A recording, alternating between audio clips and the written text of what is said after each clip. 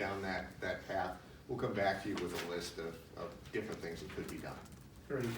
Dave, just a real quick, showers, I think we had a conversation, can you elaborate a little bit, are they, where are we at with that? They're about 80% working, except for the ones that are still being used as storerooms by the building itself. But Other than, okay. yeah, that has become my nemesis.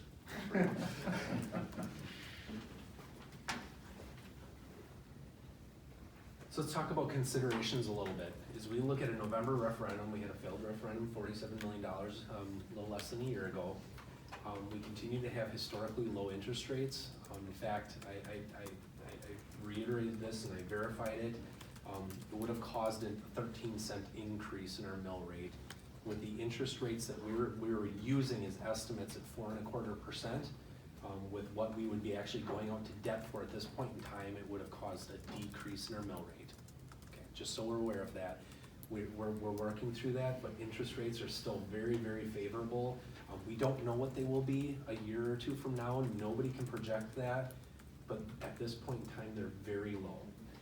Existing debt, we've defeased, and I've got a slide, so I have a slide on interest rates, I have a slide on defeased money.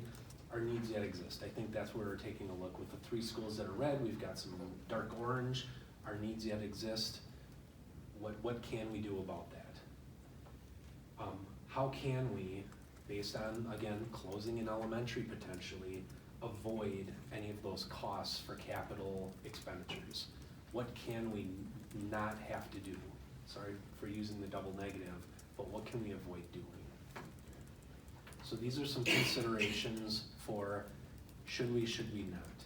As we then consider projects and scope and whatnot, and taking the April referendum from a year ago and exploring options and bringing things forward for discussion and soliciting feedback from the community, grade configuration, I can't say we're unique that we have K through 4 and then Silverbrook 5-6, Badger 7-8, and then a traditional high school.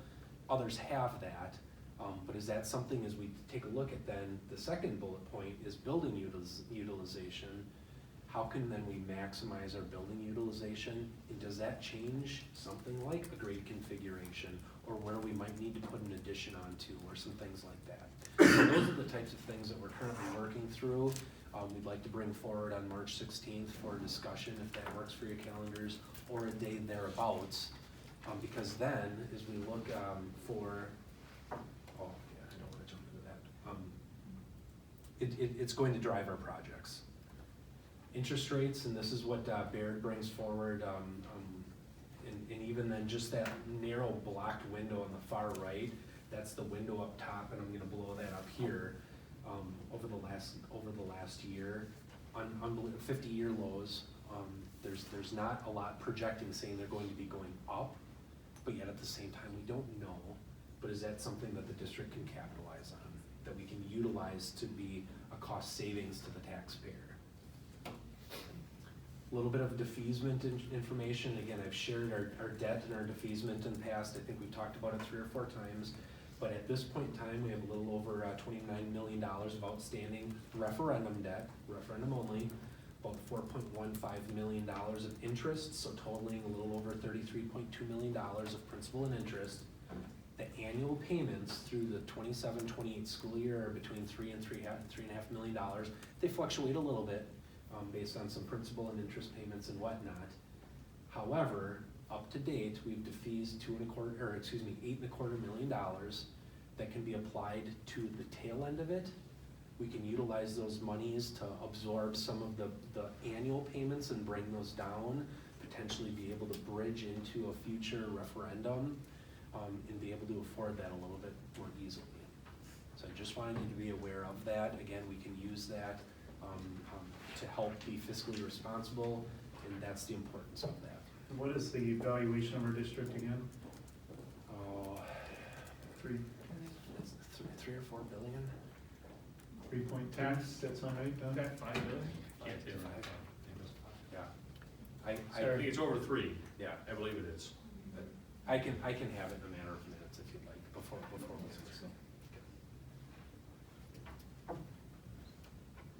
I will pull up if it's okay. I've tried to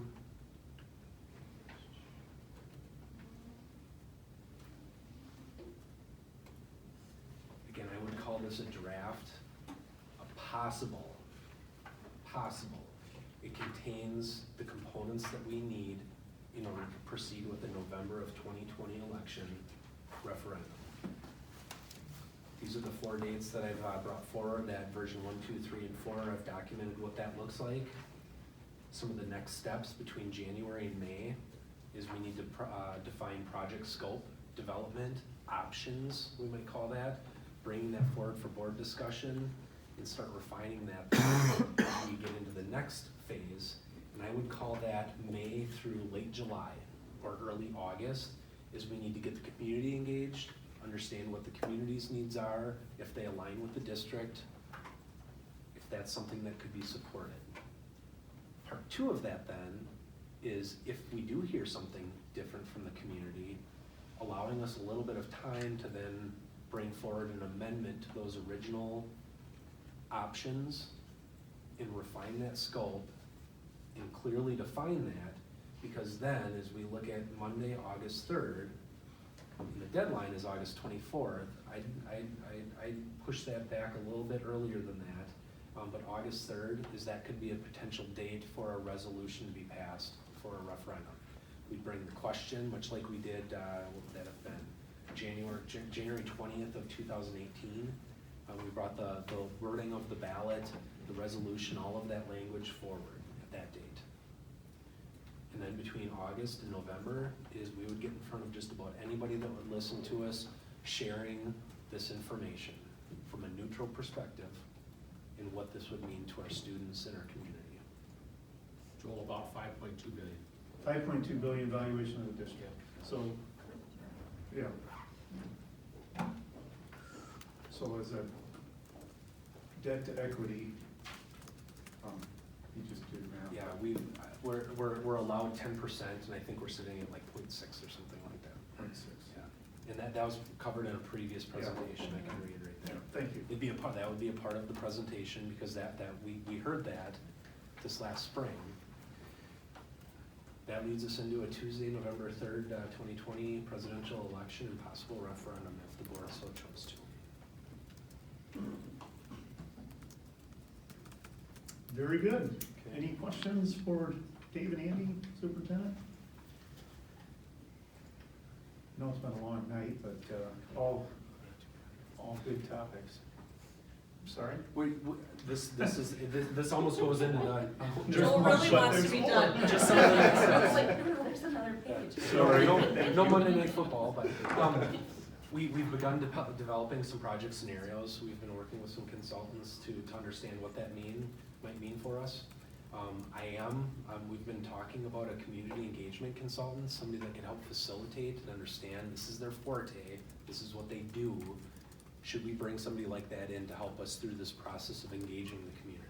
So my only caution there is that we got a little crucified the last time because we spent $5 to do a survey where, mostly people responded yes, they would vote for the referendum, and we got a little burn there. Mm-hmm. So I would just be real careful knowing our community that we're not frivolously wasting dollars that could be used in a better way, so. Thank you. March 16th, if that's an option, that we could have a board workshop, potentially refine those projects again between May and July, and then that August timeline where we would have a resolution passed. So it kind of in a nutshell. Thank you for listening. Any questions, any comments? Before March 16th, we will have some additional discussions with the high school, just so that they can give us a little bit more direction as to what are some of the projects that we're talking about in high school. It's not their decision, it's your decision as to what we would do with the high school, but what are some of the high school projects? Nancy shared a couple different times, our locker rooms need to be addressed, okay, period, okay? We have other things, we have sewer issues, we have HVAC issues, we've talked about our CTE facilities, we addressed the library already. We truly want to make sure as we address future projects, we're addressing projects that are outside the scope of what should be normal maintenance, normal routine maintenance. And so the painting of the second floor, the upgrades of carpets, the whatever, those are probably things that need to come through our normal operating budget as opposed to referendum dollars. So we'll try to, if the 16th, and we'll confirm that at our March meeting, if the 16th works for everyone, it really will be centered 100% around these topics so that we're not distracted in other areas.